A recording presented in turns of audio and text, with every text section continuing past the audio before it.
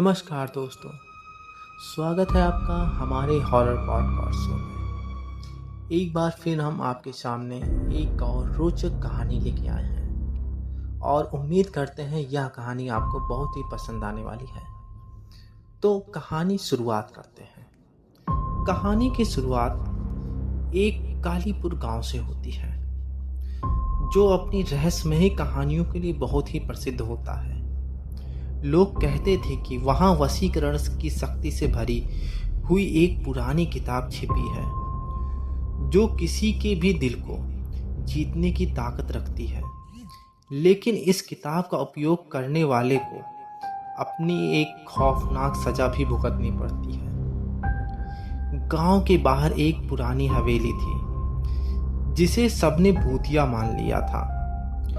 वहाँ रात होते ही अजीब अजीब आवाजें आती थी। स्थानीय लोग वहां जाने से कतराते थे, लेकिन एक युवा लड़का जिसका नाम रोहित होता है, जिसने अपनी प्रेमिका को यानी सिया को खो दिया होता है, उसने तय किया कि वह उस किताब को ढूंढेगा ताकि वह सिया की आत्मा को वापस बुला सके। अब वह ऐसा सोच रहा होता है और उसने इस बारे में अपने दोस्तों से भी बहुत सारी बातें की, लेकिन उसके सभी दोस्तों ने उसे इस चीज़ को ना करने की सलाह दी और बोला, जो चली गई उसे भूल जा दोस्त, अब वो वापस नहीं आने वाली है। और तू क्यों जाना चाहता है उस भूतिया हवेली में, क्यों अपनी जान के पीछे पड़ा हुआ है।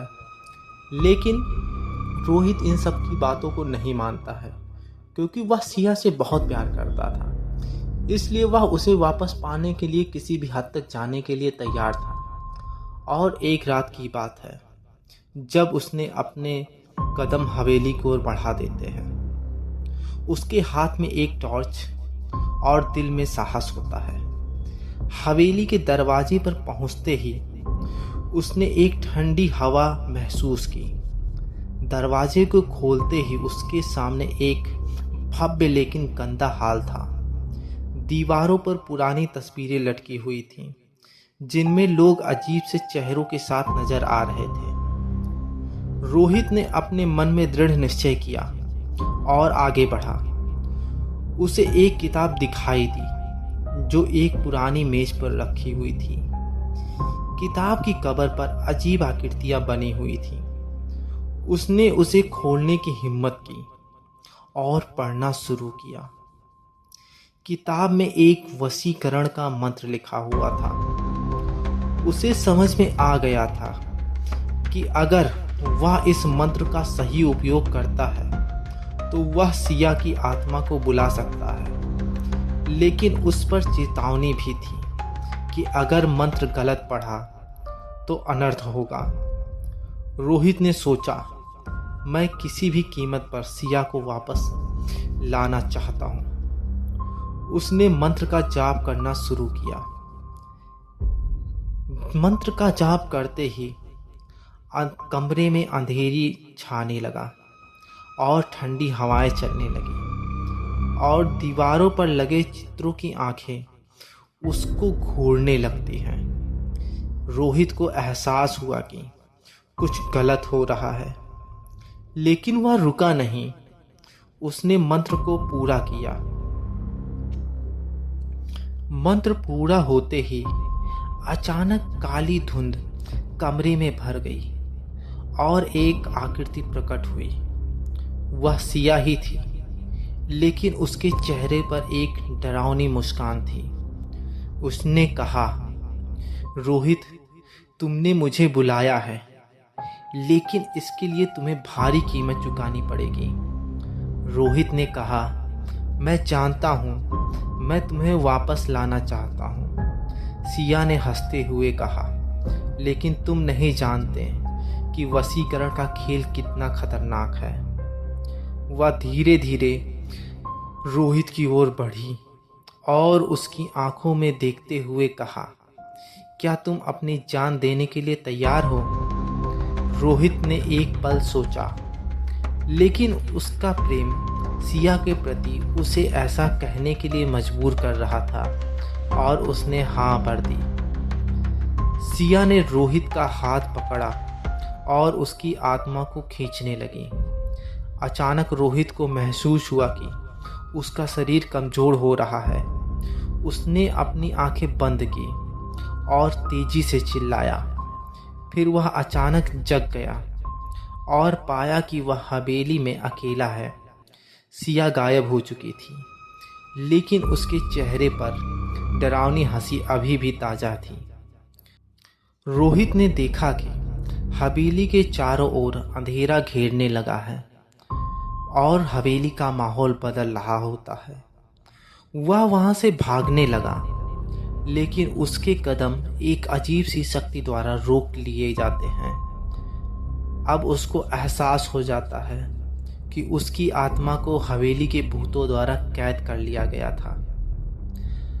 रोहित को यह एहसास हो चुका था कि वह सिर्फ सिया को वापस नहीं ला सका, बल्कि वह खुद को भी वहां खो चुका था। वह अब उस हवेली में फंस चुका था। उसका शरीर एक खाली खोल बन गया था। वशीकरण के खेल ने उसे एक ऐसी सजा दी जिसे वह कभी भी अब भुला नहीं सकता।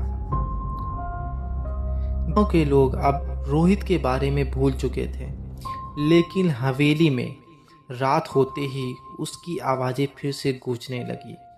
रोहित की आत्मा अब वहां बसी हुई थी। एक और चेतावनी उन सभी के लिए जो वशीकरण का खेल खेलने की कोशिश करेंगे।